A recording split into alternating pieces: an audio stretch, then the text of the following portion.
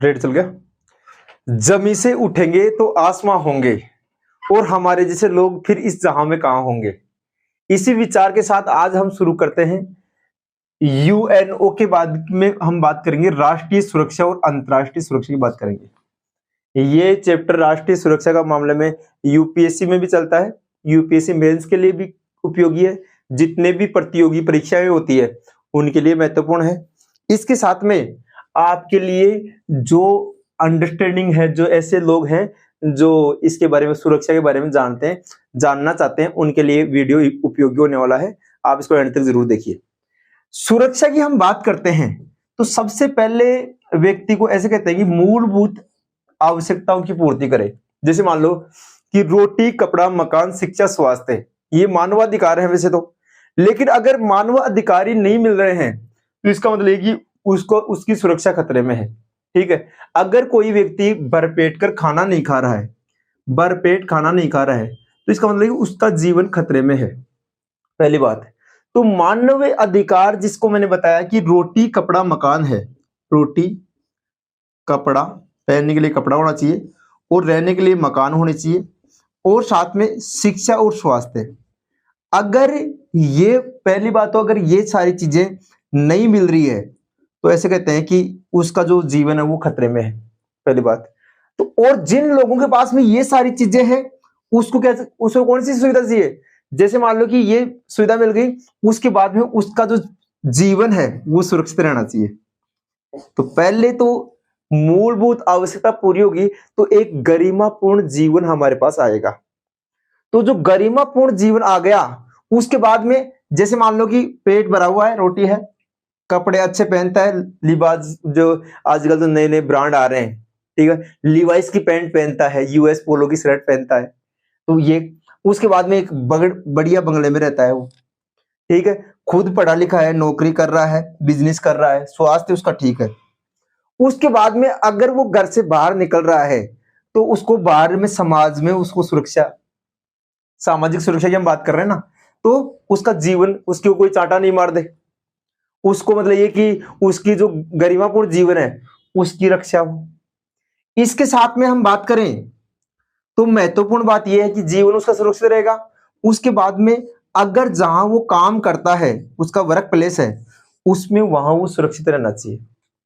अब उसके बाद में हम बात करें जिस देश में वो रहता है, जिस देश में वो रहता है उस देश में उसको सुरक्षा आभास हो। जैसे भारत में रह रहा है तो भारत में, जैसे मैंने चित्र बना के आपको बताया है, तो भारत में अगर वो रह रहा है तो भारत में उसका जीवन सुरक्षित रहना चाहिए।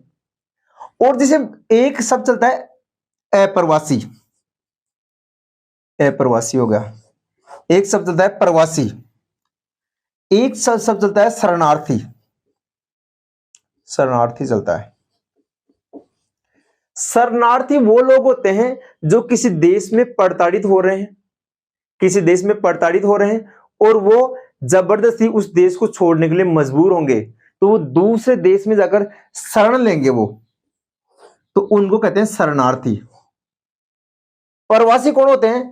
प्रवासी वो होते हैं जो अपनी स्वेच्छा से यहां चल, जैसे मान लो कि एक लड़का है जो यहाँ अच्छी पढ़ाई कर रहा है, बीटेक की पढ़ाई की, खड़गपुर आईआईटी खड़गपुर से पढ़ा हो, उसके बाद प्लेसमेंट हो गया उसका न्यूयॉर्क में, यूएसए की यूनिवर्सिटी में, तो यूएसए में जाकर वो काम कर रहा है, तो क्या होगा, वहां उसको जो वहां वो जाएगा नौकरी करने के लिए, तो वो स्वेच्छा से जाएगा, तो वो प्रवासी हो जाएगा वहां के लिए।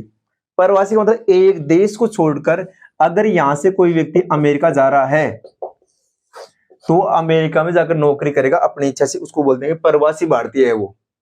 वहां उसको ग्रीन कार्ड वगैरह, उसको वीजा मिलेगा, वहां की सरकार वीजा देगी, तो इसका मतलब सरकार की अनुमति से वो रह रहा है। लेकिन ऐसे लोग जो मेक्सिको की दीवार खोदकर जबरदस्ती अमेरिका में प्रवेश कर रहे हैं, तो वो कौन से हैं? शरणार्थी हैं, वो शरण लेना चाहते हैं। जैसे मान लो कि ये जो भारत के पास में यहाँ एक देश है जिसका बोलते हैं म्यांमार, बर्मा भी कहा गया है इसको। तो ये जो म्यांमार है, ये म्यांमार में जो प्रताड़ित लोग हैं वो कहां आ जाते हैं? हमारे नॉर्थ ईस्ट में आ जाते हैं, यहाँ बांग्लादेश में चल जाते हैं। चकमा शरणार्थी है, रोहिंग्या मुसलमान है, ये क्या है, यहां से निकल के यहां आ जाते हैं। तो ये क्या है, ये हमारे लिए क्या है, ये शरणार्थी इनके यहाँ इनको प्रताड़ना मिल रही है, तो यहाँ इनकी सुरक्षा खतरे में, हम सुरक्षा की बात कर रहे हैं, तो सुरक्षा तो ये चल जाएगी दूसरे देश में, तो इनके लिए शरणार्थी हो गए। और शरणार्थियों की व्यवस्था अगर सरकार अपने देश के लोगों की मूलभूत आवश्यकता रोटी, कपड़ा, मकान, शिक्षा, स्वास्थ्य पूरा नहीं कर पा रही है, तो शरणार्थी कहां से कर देगी? तो इसलिए इनका जो जीवन है ना, ये देख माना जाए। अब हम बात करते हैं सुरक्षा के लिए खतरे कौन कौन से हैं।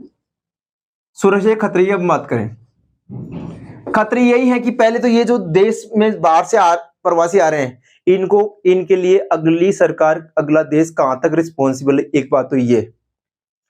दूसरी बात क्या है? दूसरी बात ये है कि सामाजिक रूप से इनको सम्मान मिले, आर्थिक रूप से सम्मान मिले, साथ में राजनीतिक रूप से सम्मान मिले, राजनीतिक रूप से, ठीक है।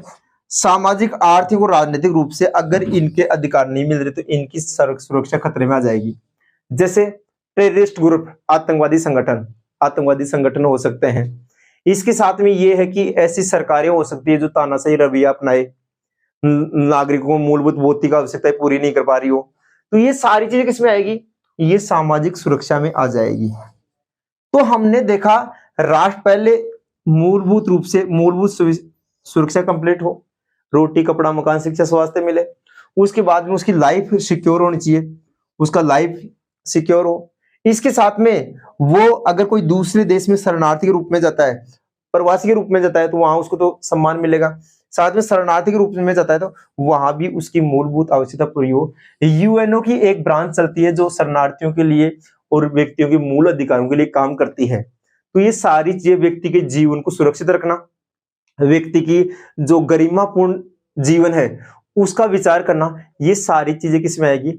सुरक्षा की दृष्टि से आएगी, ठीक है। मतलब एक व्यक्ति परिवार में सुखी रहे, उसकी मूलभूत आवश्यकता पूरी हो, मूलभूत आवश्यकता पूरी होगी, इसके साथ में वो क्या करेगा? वो जहां जॉब करता है वहां वो सुरक्षित हो। अगर एक बच्चा स्कूल जा रहा है तो स्कूल में सुरक्षित हो, परिवार में सुरक्षित हो। उसके जहां उसकी नौकरी लगती है तो वहां वर्क प्लेस में काम कर रहा है, वहां उसकी सुरक्षा रहे। उसके बाद में अगर वो दूसरे देश में जा रहा है, वहां रहे, कोई उसके साथ मतलब कि उसके जीवन के साथ खिलवाड़ ना करे। तो ये सारी चीजें किसमें आएगी? राष्ट्रीय सुरक्षा ही जाएगी। तो आज हमारा टॉपिक था सुरक्षा। सुरक्षा राष्ट्रीय स्तर मतलब देश के स्तर के ऊपर, और अंतरराष्ट्रीय स्तर, अंतरराष्ट्रीय स्तर का मतलब ये क्या है? देश के बाहर। राष्ट्रीय और अंतरराष्ट्रीय स्तर के ऊपर सुरक्षा की बात की। उसके बाद में हमने बात की देश परिवार में सुरक्षा की बात की, परिवार में सुरक्षा, समाज में सुरक्षा, ठीक है। परिवार, समाज, देश और विदेश, इन सारी चीजों की बात की। व्यक्ति के काम पे देखा, व्यक्ति को सामाजिक, आर्थिक और राजनीतिक रूप से। और एक चीज मैं और बता दूं आपको, एक चीज क्या बताना चाहता हूं? ये बताना चाहता हूं तकनीक के मामले में प्रेजेंट में क्या है कि सुरक्षा में सबसे ज्यादा खतरा हो रहा है तकनीकी से। तकनीकी जैसे मान लो हमारा सोशल मीडिया आ रहा है, सोशल मीडिया से माध्यम से क्या होता है? जैसे मान लो कि ओटीपी बताकर अकाउंट खाली कर लिया जाता है, तो तकनीकी रूप से खतरे भी ज्यादा बढ़ते जा रहे हैं तकनीक के माध्यम से। तो इसमें आ जाएगा सोशल मीडिया, ठीक है। तो सोशल मीडिया आ जाएगा, सोशल मीडिया। तो सोशल मीडिया के माध्यम से इन्फ्लुएंस किया जाता है। आपके पास ओटीपी है, आपका बैंक अकाउंट डिटेल मांग लेते हैं लोग, आपका अकाउंट साफ हो जाता है। या साथ में आपकी जिस मान लो कोई वीडियो, रेंडमली वीडियो कॉल लग जाता है, ठीक है, उसको रिकॉर्ड करके आपको ब्लैकमेल करना, ये सारी चीज किसमें आएगी? ये प्रेजेंट में तकनीकी के माध्यम से सुरक्षा का खतरा मंडराता जा रहा है, ठीक है। जैसे मान लो कि मोबाइल फट जाता है, ऐसा कोई एंटीवायरस आ गया, मोबाइल फट गया, लोगों को हानि हो, जान और माल की हानि हो जाती है। तो ये तकनीक के माध्यम से हमें सुरक्षा देखने को मिलती है, और हमें इन सारी चीजों से बचाव करना चाहिए। इसमें सुरक्षा की दृष्टि से खूब सारे क्वेश्चन बनते हैं। उम्मीद करता हूं आपको ये वीडियो पसंद आया होगा, और नमस्कार, मिलते हैं नई वीडियो में। जय हिंद।